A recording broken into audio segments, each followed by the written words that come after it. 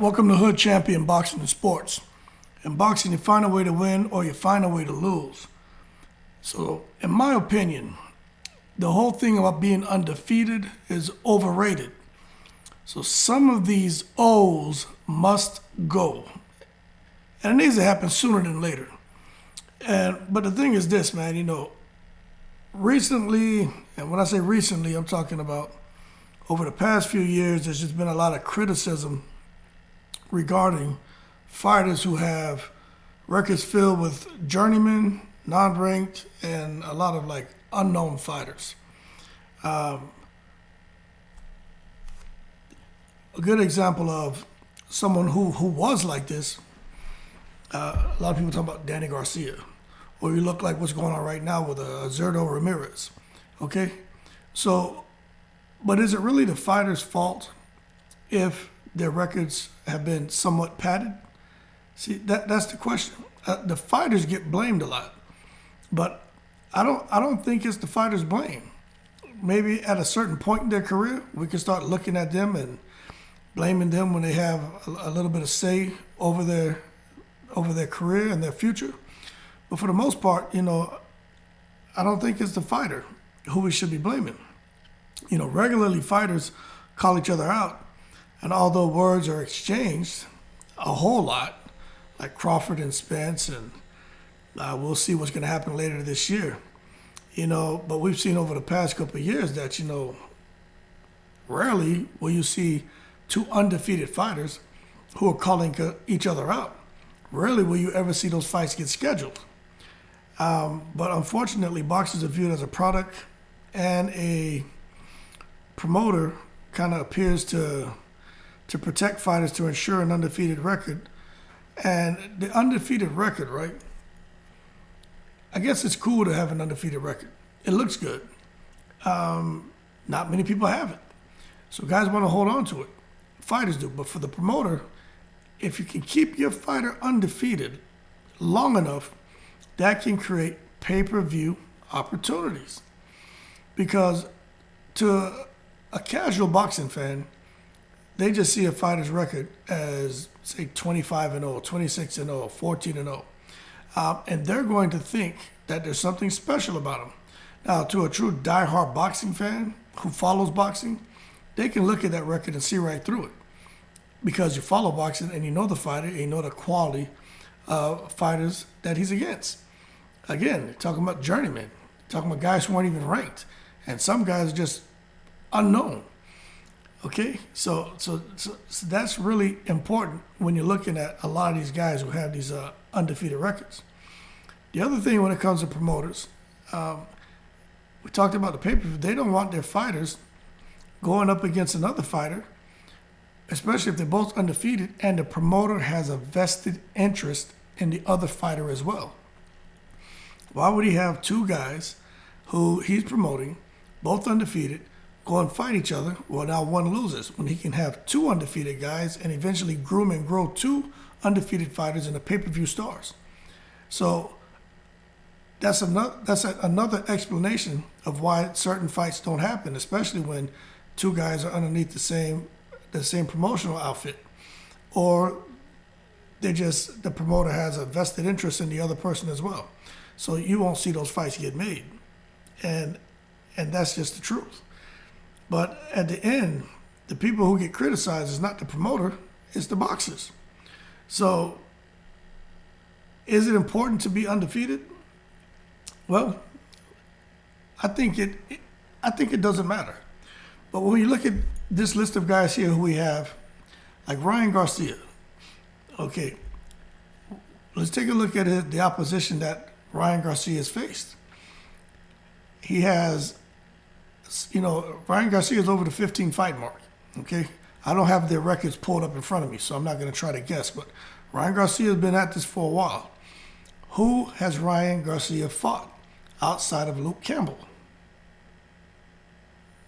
You see? You can't really pull a name because Ryan Garcia hasn't really fought anyone worthy of mentioning. But then again, he has his own. Now, If Ryan Garcia gets in there with Pitbull Cruz, the way he's begging, that O is going to go. The sad thing about it, right, is Ryan Garcia's, is his career going to be impacted by a loss? More than likely, it will, but it's how he comes back. See, this is where you really start to create your legacy. It's how you bounce back from a defeat. You always hear people talk about the greats. All these guys who are going into the Hall of Fame, most of them have losses. There's a handful who go into the Hall of Fame undefeated fighters. Majority of the guys who are held in a very high regard in boxing, they're held in a very high regard because of the wars they had in the ring. You see? So I think Floyd Mayweather, he's kind of ruined it for a lot of these boxers who are coming up. I think some people forget about Joe Calzaghe as well. Joe Calzaghe fought a lot over there in Europe, and he fought some pretty good fights, but there were a lot of names on his record that none of us would ever know, and they were kind of in the European circuit. But when he got the first breakout fight, I would say, was when he banged with Jeff Lacy. And Jeff Lacy was a guy who was on the up. Jeff Lacy, you were expecting him to go over there and win that fight. And Joe Calzaghe just shredded Jeff left hook Lacy. I remember watching that fight and thinking to myself, who is this guy, Joe Calzaghe? Because I'd never heard of him. And what he did to Jeff Lacy was just, like I said, it was scary.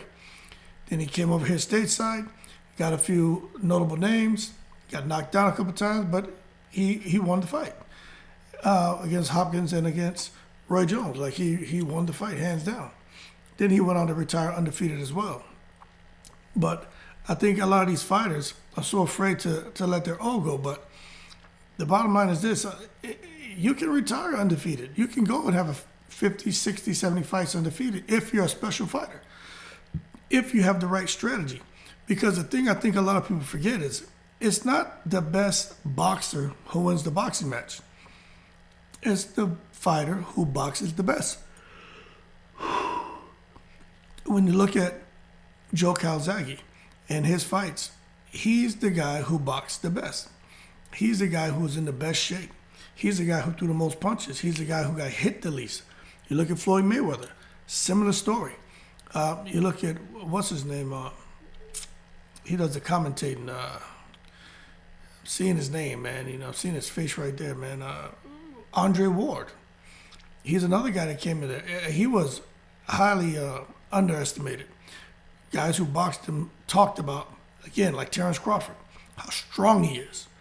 Okay? So Andre Ward's not a guy who really sat down on his punches much. But when he did, he got guys out of there. So Andre Ward was strong. He hit hard. Man, he had extremely high IQ.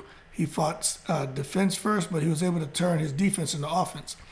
That's why he was a guy who just boxed the best. And I would say he was probably the better boxer out of most of the guys he fought, but he always found a way to win in the ring. But we're talking about special cases, and we all know about Floyd Mayweather. These are special cases who always, in every fight, fought better than their opponents. We could talk about Castillo and all that. I'm not getting into that. But the bottom line is, these guys fought better than their opponents. So now when you look at a guy like Ryan Garcia, Devin Haney, what Devin Haney's about to go out here and do, let me tell you, Devin Haney, in my opinion, is about to lose. But Devin Haney has everything it takes to go and win and preserve his O. But if Devin Haney loses his O in a tough fight, and he comes back and wins, that does so much for him and going forward towards his legacy. It's okay for him to lose a fight. Especially with the situation he's going into, he's almost going to get a pass if he loses, because he's going out there into on uncharted ground, and he's kind of going to enemy territory. And people could say he's handicapped because of that, and two, because of all the stuff going on in his camp with his dad not being able to travel. So with Devin Haney, I definitely see that his O could be going a lot sooner than later. Conor Ben, I think Eddie Hearn can keep him undefeated as long as he wants. because Eddie Hearn's trying to line him up for the big fights and to keep making as much money as he possibly can. So Conor Benn is still there fighting on that European circuit, making a bunch of money based off of his last name, and Conor Benn can fight. If he came over here stateside, they'd have to match him up against the right opponent to make him look really good. And the kind of guys they're looking at, they're not going to want to get in there and risk anything. Keith Thurman was undefeated, has now taken a loss. And we already know Adrian Broner's the other person they were talking about. He's not getting in there with him. Adrian Broner's lost a lot of fights. But Adrian Broner losing isn't what hurt Adrian Broner. What hurt Adrian Broner is his lack of punch output, his antics outside the ring. So people, I think, would have respected Broner more had he given himself a chance in the fights after he fought, what's his name, Maidana. But since Maidana, we all know that Broner hasn't been the same. Josh Taylor, some would say he shouldn't be undefeated right now with Cottrell. Cottrell beat him. But it is what it is. Josh Taylor is running from that fight for obvious reasons. Earl Spence and Crawford, 2 undefeated fighters. Somebody's always going to go. And who's it going to be? I mean, it's a pick'em fight. I'm picking Crawford. But I'm not picking Crawford saying that Earl Spence can't win. I'm just picking a name because I like to do it, although I'm very cautious now because I got it wrong with Benavidez. But another one of those fights, if Earl Spence loses to Crawford or Crawford loses to Earl Spence, it doesn't really hurt them. It should not hurt those guys. But then again, if they come back in a rematch and the other person's win and they fight a trilogy, then, I think if anything, it enhances these guys' profiles. It adds to their legacy. Deontay Wilder and Tyson Fury. I don't care what anyone says. That added to their legacy. That enhanced their profile. Plus, Deontay Wilder's coming back. He said it. But I'll do another video on that. But, so again, situation where we have O's that must go. A situation where somebody had an O and lost the O twice. Lost the O once and then took another loss, so has 2 losses now. I'm talking about Wilder. But it didn't hurt his profile. He still come back and make plenty of money. If anything, it added to the legacy and just the way he's viewed as being a really tough fighter. No matter what opinion you have on him, people now give him a whole lot of respect that he wasn't getting before. Jamar Charlo, O must go. I think that O was snatched by the guy whose last name begins with a K. You say what you want. Jamal lost that fight. You know he lost that fight. Jamal's going to preserve his O as much as possible. He said it. But he's kind of in a position now where he needs to do something. He's at 160. You got to figure it out. You got to get in there with some guys who are going to give him a real challenge. Selecki is not the guy to give him the challenge that he needs. Demetrius Andre, it's not his fault. Demetrius Andre just can't catch a break, but he's trying to chase greatness. He's just hard for that man. And I don't think it's fair. Joe Joyce, I think it's a matter of time before he gets knocked out. His O is going to go sooner than later. He's about to fight Parker. I think he's going to beat Parker. But then again, Parker may outpoint him because Parker can box, and Parker has fast hands. And Joe Joyce gets hit too much. He gets hit way too much. It's just a matter of time before Joe Joyce gets a cut or gets bruised or gets swollen or someone knocks him out. He just takes too many shots. But again, if Joe Joyce can withstand what Parker's dishing out to him, Joe Joyce is going to walk through Parker and probably stop him. But then again, I'm tending to think that Parker's going to outbox him and win a decision. And so Joe Joyce is about to take his first loss. Usyk getting in there with AJ, that can go either way. But if Usyk fights smart, he wins the fight. And AJ will have his 3rd loss. Frank Sanchez, I don't know, verdict's still kind of out on him. I think he's a big threat in the heavyweight division. We'll see who he fights next, see how he looks. But he's definitely not a guy who's afraid of losing his O. He's willing to fight anyone. And I respect Frank Sanchez and I like him a lot. He just needs to get a huge opportunity. He fought F.A. Jabba and shut him down. But I think going forward with Frank Sanchez, he needs another bigger opportunity. Then we can kind of start seeing exactly what he's trying to do. Is he trying to build legacy? Is he really trying to get the biggest fights? Or is he kind of getting comfortable now that he's making decent money? And is he going to start the cherry picking? But we'll find out. Berta Biev is another guy. Really good fighter, man. But he could lose his O at any time, man, because he's a super tough fighter who's going to come forward. But I still don't think a lot of people really know who he is. But he's a good fighter. Dimitri Bivol, hey, the way he fought Canelo, he almost looks like Dimitri Bivol is just like can't lose at 175. But again, if he's fighting someone who's his size, who has a bit more power, maybe and can keep him honest, because Bivol has been hurt in the fight. He almost got out of there by Joe. What's the guy's name, man? I think his name is Joe. I can't remember his name. But anyway, he got clipped at the end of a round. So Bivol can be hurt. So I think, honestly, it's a matter of time. Just sooner or later, Bivol's going to get hurt and get knocked out. Just has to fight somebody who can actually hurt him. And Canelo is not that person. But Bivol can hurt Canelo. That's why Canelo's not fighting him. He's fighting Triple G. David Benavidez, hey, this is a guy, no matter what he does, I think he's always going to be held in high regard. He's willing to fight Charlo. He's willing to fight Canelo. I mean, what you want this man to do? Go become a heavyweight? He went into the lab. He worked on his game, offense and defense, and is looking spectacular. But David Benavidez, I'm not so sure he loses his O anytime soon. Sebastian Fundora, probably next fight he loses. He gets hit too much. He's tall, his chin is in the air, and some of the right fight, he's talking about fighting Jamel? Jamel knocked that dude out, man. Jaron Ennis, kind of hard to go against him the way he's looking. I'm just being honest with you. Excuse me. Jaron Ennis was looking like a damn monster. So left and right hand, left southpaw orthodox. I don't think Jaron Ennis is losing anytime soon. Ortiz Jr., you got to figure out what's going on with him and his health, man. But I think he loses, not because necessarily he gets outboxed.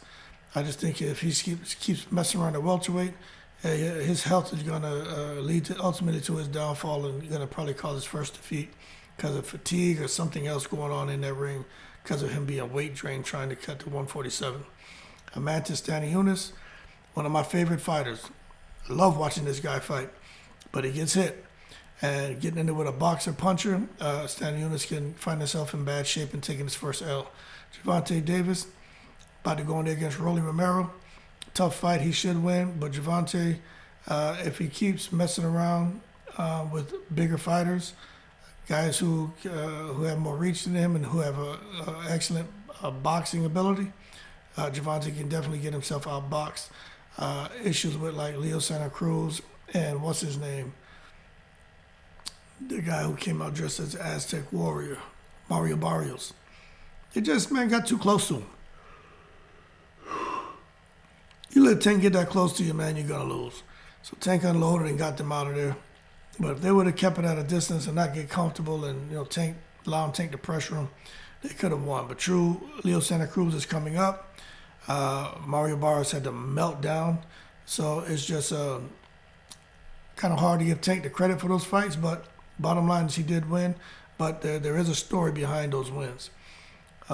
Gary Russell, I think it's Antoine Russell, he's looking good, but he had a tough fight against, I think it's Martrosin? I don't know. But he had a tough fight against the guy. But he came out and he ended up getting a stoppage. But he's a tough fighter, but he getting there with the right person, he could definitely lose that O. George Kambosos, him and Devin Haney's about to get it on. I don't know. Kambosos looks like he can be vulnerable because if you have a power and you catch him, you can get him out of there. Teofimo almost got him out of there, but he just couldn't do it. But it's going to be hard because Kambosos is, like I call him the Australian Manny Pacquiao. He's going to fight. But if you catch him and you're a heavy hitter, you can get him out of there. Shakur Stevenson, kind of hard to, him and Jaron Ennis, kind of hard to see them guys losing anytime soon. Very good fighters. Hector Garcia, he's the guy who KO'd Colbert. I don't see nobody beating that guy. Anybody going in to fight him, they better get him tested because the way he fought is like a damn machine, man. So Hector Garcia is the guy. I'm gonna do a video on him. That's the guy we need to be watching because the way he fought Colbert, man. I was like, yo, that guy's gonna test positive for something. Like to fight like that, that's a different type of conditioning. But Hector Garcia, Dominican fighter, he's a problem. Tyson Fury, I don't know. I don't know if anyone can really beat him, man. He's just too smart, too long, too big. But if he gets comfortable and he fights somebody with similar stature, like a Joshua, maybe even Joe Joyce.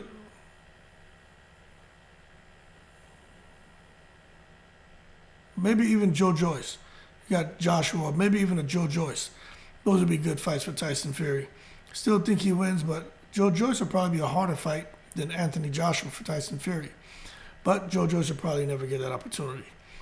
Flip Hrgovic, if he comes back to fight my boy Zhao Zhang, or whatever his name is, I'm going with the Chinese fighter. I don't care. Flip Hrgovic is tough. Zhang Jalil is a little bit slow, but he's smart, man, and he makes up for that slowness with the way he sets traps and his boxing IQ. And I just think that's a really good matchup. But I'm gonna go with Zhang Jalil to defeat Hrgovic. But Hrgovic can easily win that fight if he fights smart. Lawrence Okolie, he just looks fragile, man. He's a good fighter, but he gets in there with any other 175-pounder who can really fight. He loses, and Eddie Hearn knows it. So keep him on that circuit over there in England. Don't even bring him to the States yet fighting a Bivol or any of those other big 175-pounders. Okolie just can't beat him. Boatsie's a good fighter, but he gets in there with someone who can really box. Get in with someone who can really box and has stamina. They can survive the 12 rounds and defeat him. But Boatsie can fight. Jaime Munguia, the alien. I just don't think nobody beats that guy, man. He's just a monster. So Jamal and him need to fight, or David Benavidez and him need to fight. But Jaime Munguia, I don't care, man. At this point, we got to put a little respect on his name, because he shows up and he shows out in every fight. Tim Tszyu, hey, we'll see what's going to happen with Tim Tszyu, man. He's a good fighter. He's strong, but I just getting there with a guy who has that boxing IQ like a Jamal or a Benavidez, or even a guy like, what's his name, man? Eubank Jr. I think they all beat him. But anyway, when it comes to these O's, Floyd Mayweather kind of ruined this generation. Guys know about Andre Ward. I don't think people really know about the Joe Calzaghes and some of these other fighters who have retired undefeated. Floyd isn't the first to do it, but he's just the one that everyone knows about because Floyd is just a great, great fighter. And he fought almost everybody. Andre Ward did a lot of fight. He had a lot of fights, but not like Floyd. But he got into that damn was it Super 6 tournament, and he made up a lot of ground with all those fighters he clipped. You gotta remember, Andre Ward clipped Mikkel Kessler. He clipped what's his name, my boy Carl Frock, and he fought somebody else, man. I think Glenn Johnson. He got Glenn Johnson out of there, but Andre Ward was clipping everybody. So, you know, he made up a lot of ground that Super 6. He showed that there's levels of his game. But all in all, man, that's my 2 cents on fighters with these undefeated records. Kind of why they have them. Can't blame the fighter. Look at the promoter. At the end of the day, we're talking about these guys with these undefeated records. Could go on to become pay-per-view stars. Promoters who have 2 of these guys under the same promotion outfit, they're not going to want to put them together. They got to try to build 2 pay-per-view superstars and build it up to have a really big fight to make a whole lot of money. And it is what it is. So having an undefeated record doesn't mean you're going to get into the Hall of Fame. But I think when these guys fight, they take an L, and depending on how they come back, it really adds to their legacy. And I think we're going to see some of these guys before the end of this year. We know a couple of them are going to take some losses. But I think if the matchmaking is done correctly, we can get more competitive matches, the fights we want to see. A lot of these guys are going to take losses. And it's okay. I just would wish they were more okay with taking a hard fight and getting a loss than going into a cherry pick fight. And, you know, then you have the major upset. At least get beat by somebody who it's a 50-50 fight. Don't let the cherry pick come, backfire on you. And that's what could happen. But anyway, man, like and subscribe if you enjoyed the video. Y'all keep safe. Shout out to all the veterans. I'm in the breeze.